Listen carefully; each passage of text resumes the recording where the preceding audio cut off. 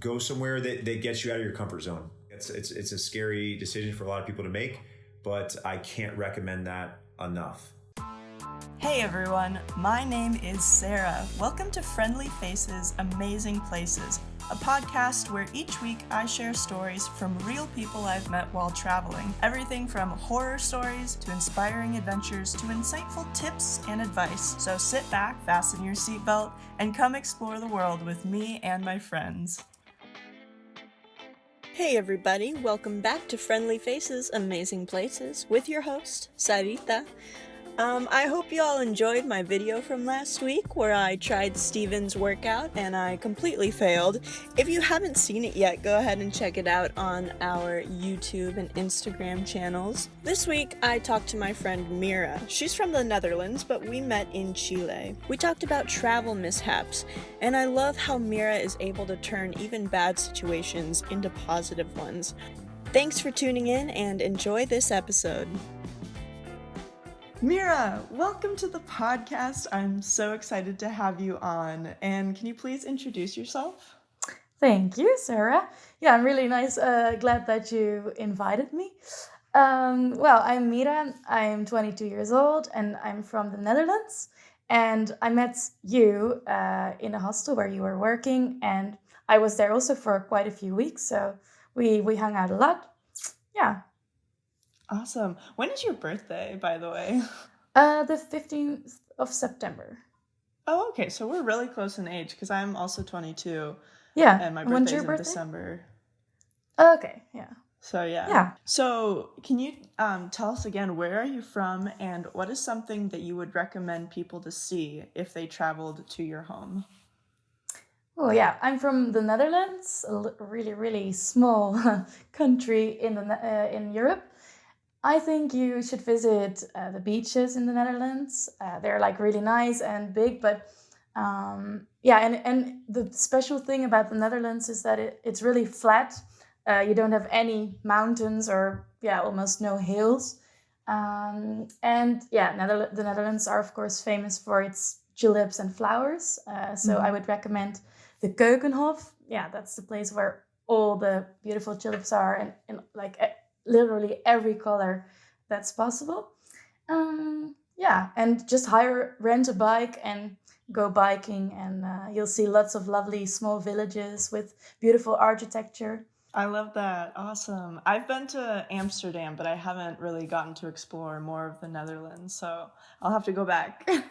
So can you retell the story of how we met? We were in Santiago, both, of course we met. And I just arrived there, I think. Yeah, it was my first hostel where I went to. It's called Agi Hostel. And you worked there as a volunteer for, also quite a few weeks. And, well, I think we have seen each other, like we walked by each other quite a few times, but didn't really introduce ourselves. And then we were hanging out with the same people. And then eventually we got to know each other better, and because you were like you were around a lot in the hostel, and so was I, and then we ended up talking and going out, and nice. Yeah, that was how we met. I remember I remember having a lot of really good times with you, and I remember specifically we definitely went out to the club one night. And that was really fun. And I just remember you were a really fun person to be around. So I'm really glad I met you. Yes, so am I, yeah. Awesome. What kind of traveler are you? Well, it was actually my first trip, so alone. So I was a solo traveler for the first time. And my plan was to travel for half a year by myself. I started off with like in one city for a few weeks in Santiago to learn Spanish. But I'm like a rookie. I'm a beginner. And how far into your trip did you get before you got cut off by Corona? I've been traveling for 2 months, but because, a lot of things happened, I had to stay a little bit longer in Santiago and had to return there. So eventually I only really traveled around for 3 weeks, and I stayed in Santiago for 5 weeks in total. Have you always traveled, like with your family growing up, or was this really your first time getting out and traveling? Well, we used to go to France a lot. My parents really loved camping, and well, I grew up with camping. So every year we went to France, but also to other countries eventually, to Norway and to Spain and Austria and well, other countries. I did like got used to being in other countries, and I really liked it. So that's why I wanted to explore more of the world. What languages do you speak? Dutch. I speak English, so as you can hear now, I was starting to learn Spanish, and I'm still practicing Spanish now. And at school, at high school, I learned French and German, but well, I actually don't speak those languages a lot anymore. What do you do when you're not traveling? I just finished my studies, pedagogical sciences, in combination with like a primary school teacher education. So I'm basically a primary school teacher now, but I just don't want to work just yet, and that was why I was traveling. But I'm gonna continue studying. So next year I'm gonna start with a master's about pedagogical sciences. That's super cool. I didn't know that about you. Do you have a favorite place in the world that you've been? I think it's Patagonia, and that was the first time I went there was like a couple of weeks ago, and I just feel so bad that I couldn't see more of it because I just arrived and I saw such beautiful glaciers and wild nature, and I really, really, really loved that. I like to call this next section Around the World in 20 Questions.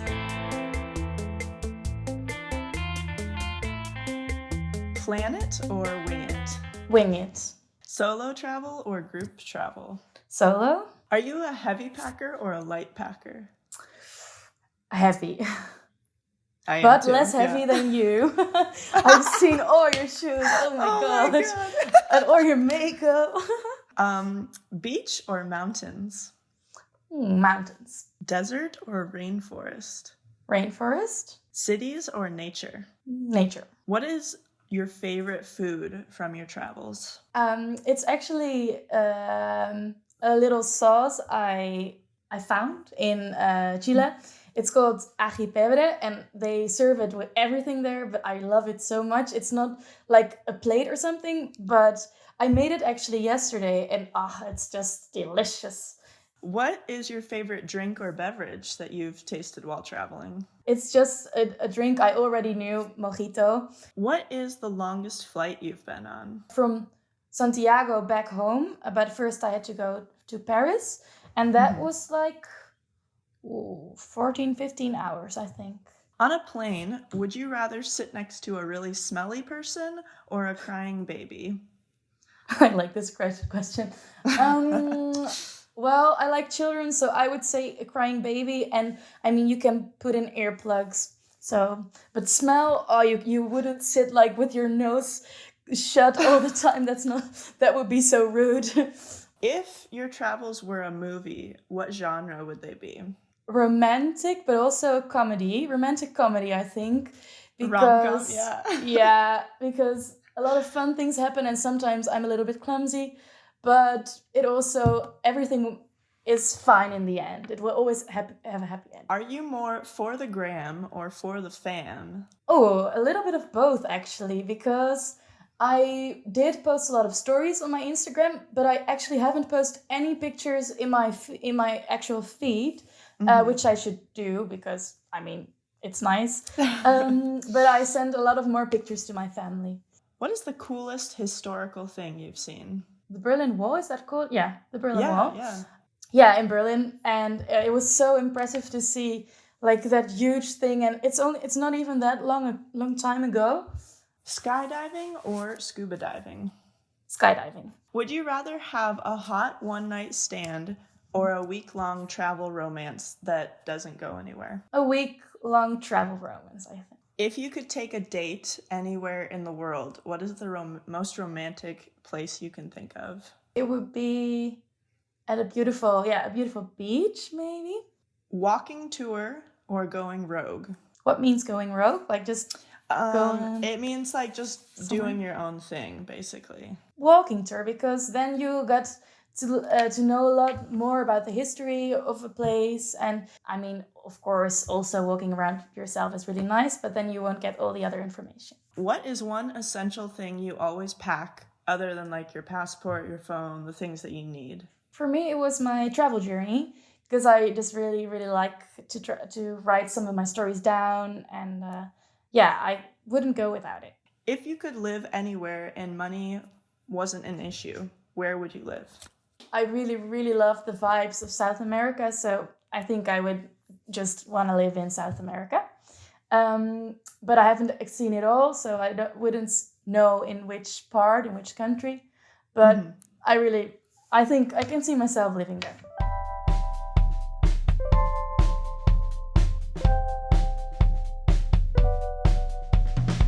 Travel is really quite a broad spectrum to a lot of people. Some people just go for like a weekend, some people take their 2 weeks off from work to go somewhere, and some people travel long term like you and me. What role does travel play in your life, and how has it changed you as a person? Well, up until this year, I didn't like really travel longer than for like 3 weeks or something, and I also didn't really travel like, as in, I see traveling, you're going to a place for a longer times as we did, and that's what I just started doing this year. And I just really, really liked it, because it gives you so much freedom. You can do whatever you want, and you also meet people you never meet in your like normal daily life, which gives you different angles and different insights, perspectives on how you see the world. And I think that's really like you learn a lot from that. And I also really learned how to save myself in another country, because, I will maybe tell later about that, but also a lot of bad things happened. I figured out how to handle those kinds of situations, and how to also save yourself in another language and another culture. Yeah. Yeah, and that's probably one of the most difficult things to do, is to save yourself in not only in another language, but in somewhere you just don't even know. So I think that's really important. That's a good point.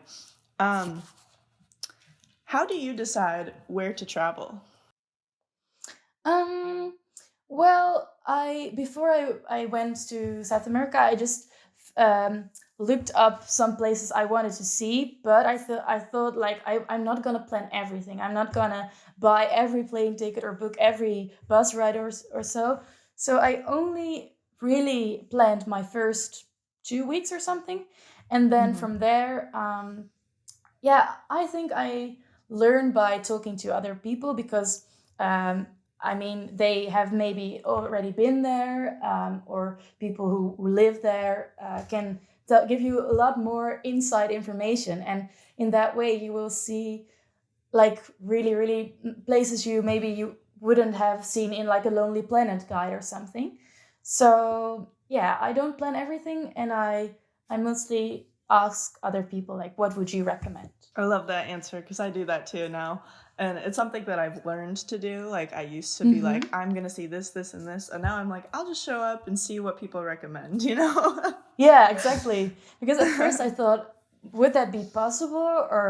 But it was so easy, and everybody's like, oh, do you want to come? And then, of course you just go, and you end up in situations you might have not been ended up to, like when you go on a guided tour or whatever, or with a group. Who is the most interesting person you've met?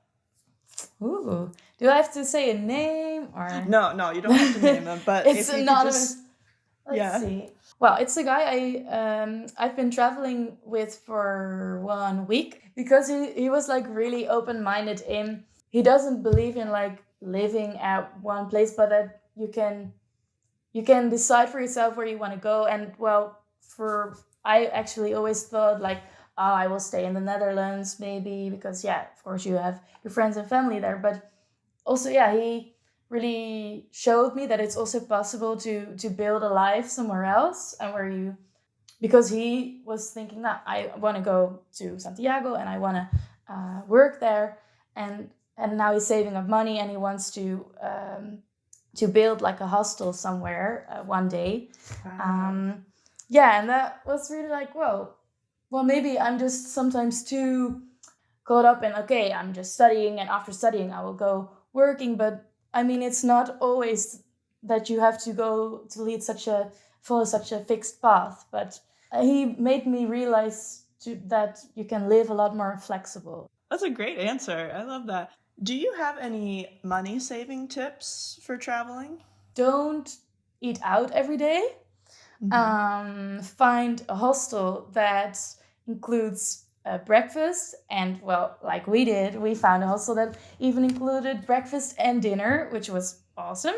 And really choose like what you want to spend your money on. Like, do you, if you really really really want to do something or see something that costs a lot of money, do it, of course, but then you might want to save up on something else. So, I know this is, I think these next two questions go hand in hand for you. And you only have to share this if you feel comfortable doing it. The next question is, do you have any safety tips or stories, like horror stories, that people can learn from? I have it, and of course I want to share it. Well, yeah, you already know it, but yeah, I got robbed. So yeah, it happens a lot, especially yeah in South America. Well, a lot of places, like busy places. But before I went on my trip, everybody said, okay, be careful. Yes, you have to be careful, and always wear your stuff, your important stuff, such as your passport, your phone, on your body. So I usually wore my fanny pack all the time with all my important stuff inside of it. But only this one day I got robbed, I didn't. And I feel so bad about it. And I still think like, oh, why didn't I just do it that day? But it was because, well, I was traveling with a girl I met, and we actually were in a lot of hurry because we did this hike, and then our bus was leaving in almost 15 minutes, and we still weren't like down the hill yet. So we almost missed the bus, but we got on it, and then, well, we were like really sweaty and not really thinking much. So I didn't put on my fanny pack. I put it in my small backpack.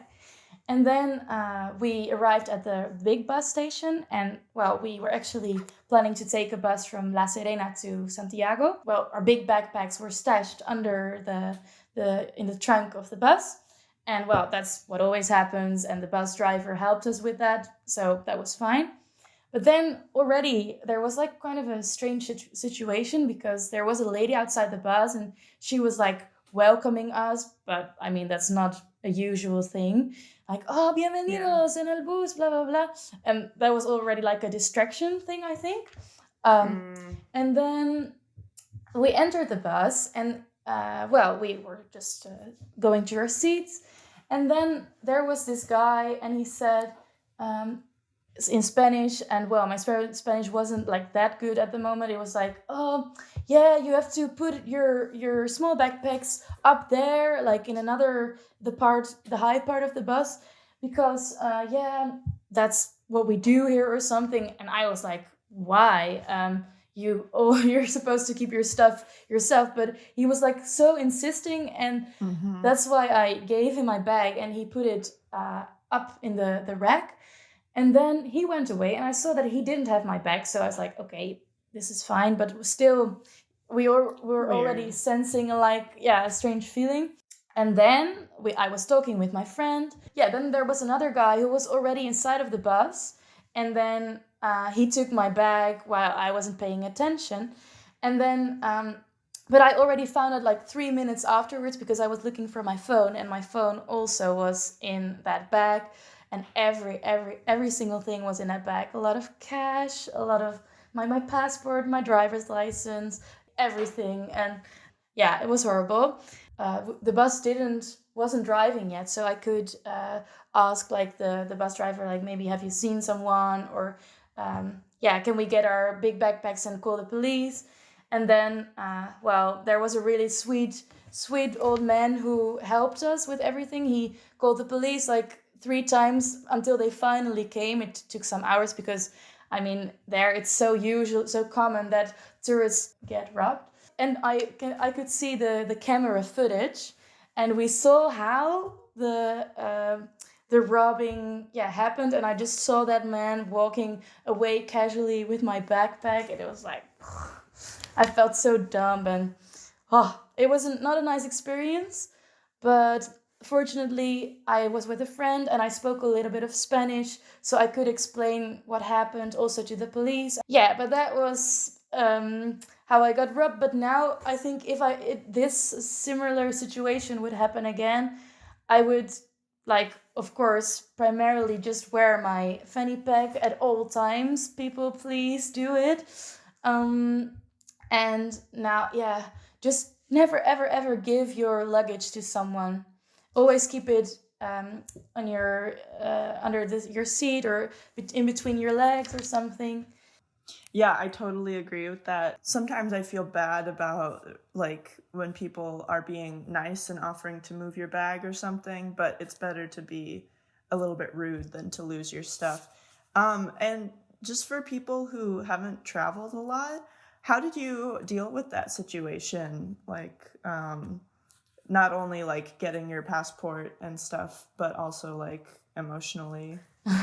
Well, at first I was like really crying and so sad about what happened, but I also thought, like, okay, I do have to like act quickly now, because with a credit card, for example, they can instantly use it. And I had luck that I was with a friend, so I could use her phone to call my parents and to call my insurance, and also to block all my credit cards, and also to call the police and stuff.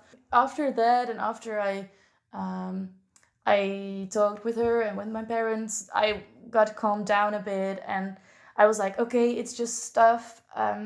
It will be fine in the end. And even though it was like not nice, it happened. Eventually, I got a new passport, and my insurance almost paid for everything. So also get a real good travel insurance. It was only sad that it cost me some time, but eventually I returned to Santiago because I had to wait there for a new passport and for my credit cards. But also that brought a lot of nice things, because I got to see the people from the hostel again. I also went on a surf trip with a friend I made there, which I wouldn't maybe have done if I wouldn't have been robbed, because I would have gone to another place already. And I also went traveling for a week together with someone else I met there. So also all the bad things bring good things eventually. So yeah, if you lose something, it will recover. I love that positive spin on that. Were you, just one more question about this, were you surprised at how you were able to get a new passport and credit cards and keep traveling? It was relatively easy, actually. My embassy was really helpful, and I actually got a new passport in less than 5 days already. Wow. So that was really nice. But only it took me some time to get my new credit cards, because they had to be sent to my house in the Netherlands, and then my parents had to get it at that house, and my parents had to send it. So that took like 1 or 2 weeks in total. 1.5 weeks. So that took me some time, but still, it was relatively easy. Thanks for sharing that story. I'm sure it's going to be really helpful for some people. Yeah, I hope so. What's a pet peeve you have about other travelers? Do you know pet what pet peeve? peeve? Yeah. It's No. it's a phrase that we use for what's something that like annoys you. Oh, okay. I have a good story about this. Well, it was actually already in my first week. I was sharing a room with a lot of people, with 5 people in total. But one guy, oh, he was like gross. And when he slept, he already warned me actually in advance. He said, "Yeah, I snore a lot." In Spanish, but it was my first day there, so I didn't really understood everything he said. But he said that he snore a lot. But well, he did actually snore a lot. But next to that, I mean, snoring, I can deal with it. I mean, I put them in my earplugs and I can sleep everywhere I want to. But another thing, well, this actually gets back to the question about the smelly person next to you. Well, before sleeping, he always lighted some incense, and I thought, why would you do that? I mean, the whole room was like filled up with smoke, and it was really a really intense smell. I really didn't really like that, but it was because he farted in his sleep like all the time, like oh, you could hear it. And I was we were like in a bunk bed, and I was in the top bunk. He was in at the bottom bunk. And oh, it was horrible, the smell. Oh, so yeah, I mean, you just can have bad luck with the people you're in your room with. And it was, I mean, it was a really sweet guy, but when he was sleeping, he was gross. Yeah. Oh, I think we all have those kinds of stories of people in hostel dorms that we've had to sleep next to or above or below. Yes, did you also have an experience like that? Not quite that bad, I would say. Not that bad. For me, mental health is a really big part of travel. So when you travel, what are some things that affect your mental health, such as maybe the time that you were robbed, and what keeps you going traveling? For me, it always really helps to talk about it a lot to other people so that you can share your feelings and not just keep it all inside and then get really sad and and then that might make you feel like you want to go home or something. But no, because I always talk a lot to other people, and then it's feeling like I get lighter and lighter when I do that, and then I just get it off my chest, and that keeps me going and keeps me positive. And what I also really like to do is I do a lot of yoga back home, and I didn't really do it that much when I was traveling, but I would really, I think I should have done that more, because then you also get a moment for yourself, and you can, like, how do you say that, refresh or something, and meditate on some things you're worrying about, and then that also helps me a lot. I know you mentioned you use a journal. Do you use that for refreshing yourself too? Oh, yes, that too, indeed. Yeah, but in the robbery case, it was like that got stolen too. So, oh no. With all my stories in it. So, but I bought a new one, and then I started writing it down again. Oh, good. Okay. What are some of the most significant cultural differences that you've experienced while traveling? I think, and that's a difference I really like, is the culture in South America is like really warm and welcoming. Yeah, when you're like at a party or something, people always come to you, and you can have a conversation really easily. And in the Netherlands, that's, I think, quite a difference. And also what I really liked was the rhythm, the daily routines.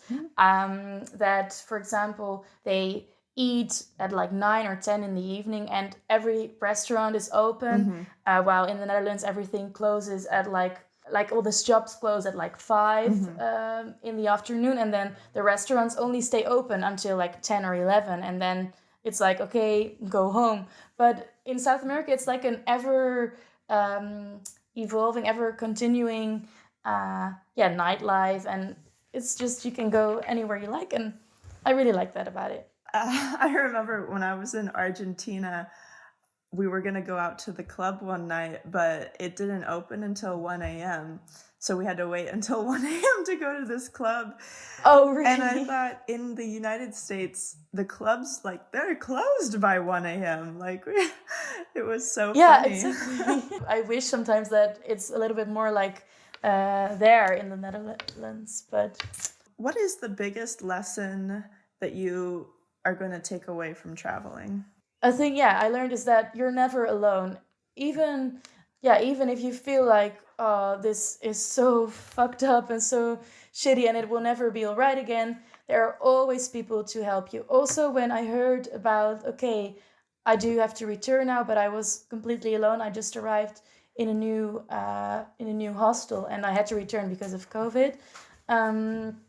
I could find other people who also had, yeah, the same problems. And then with those people, I traveled back to Santiago and I crossed the border. And yeah, it's just like, okay, even if you're feeling alone, just find other people and they're experiencing probably the same and also want to meet someone to share their problems or feelings with. Is travel for everyone? Travel is for everyone who is open to new cultures and to new experiences. And of course, there are a lot of forms of traveling. So I think, yeah, traveling is for everyone. Where are you going next? Oh, yeah, I'm going back to South America for sure because I just want to finish what I started and I liked it so much. And I just want to keep improving my Spanish and, yeah, to finish my the trip I planned. My last question is, what are your travel recommendations? Where do you recommend people to go? I really would recommend Patagonia, as I mentioned before. If you really like nature, I would really recommend Berlin. And also, I think I could use some recommendations because I haven't seen that much yet. So thank you so much for sharing your stories and your knowledge. Where can listeners find your travel photos or your travel content? I will post it soon. And my Instagram is called Mira X Linsen. It's spelled MiraXLinSen. Perfect. Mira, you are the first non-native English speaker I've had on the podcast. So thank you so much for doing this. I loved hearing your experiences. I'm sad that your travels were cut so short, but I'm so glad I got to meet you traveling, and you're such a really nice, positive person. So thank you for being here and for sharing things with people. Yeah, thank you too for inviting me. I really liked talking about it and to talk to you again. Thanks for listening to this episode of Friendly Faces, Amazing Places. If you'd like to see pictures from my guests' travels, go ahead and check out our Instagram, Facebook, or YouTube channels. And if you want to stay up to date on future upcoming episodes, please follow and subscribe.